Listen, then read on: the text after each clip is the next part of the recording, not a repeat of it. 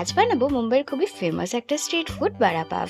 বেশ কিছুদিন ধরে খেতে ইচ্ছে করছিল, কিন্তু আমাদের এখানে যেহেতু খুব একটা পাওয়া যায় না, তাই ভাবলাম বাড়িতেই বানিয়ে ফেলি।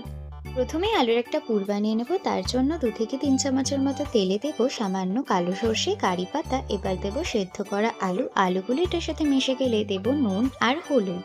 আলুর পুরটা রেডি হয়ে গেলে এবার 1 কাপ বেসনে দেবো সামান্য হলুদ গুঁড়ো, নুন, বেকিং সোডা। এবার অল্প অল্প জল মিশিয়ে গাঢ় একটা ব্যাটার তৈরি করে নেব। পরে সামান্য চাট মশলাও দিয়ে দেব।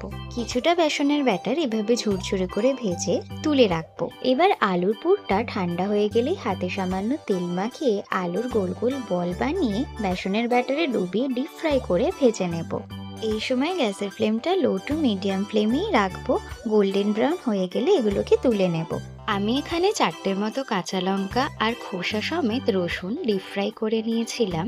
এবার ভেজে রাখা বেসনের ঝুড়োতে রসুন, লঙ্কার গুঁড়ো, নুন, চাট মশলা দিয়ে মিক্সার গ্রাইন্ডারে মিক্স করে নেব। তারপর পাভের ব্রেডে গ্রিন চাটনি দিয়ে আলুর বড়াটা বসিয়ে বেসনের যে মিক্সচারটা বানিয়েছিলাম সেটা দিয়ে দিলেই রেডি আমাদের বাড়া পাভ।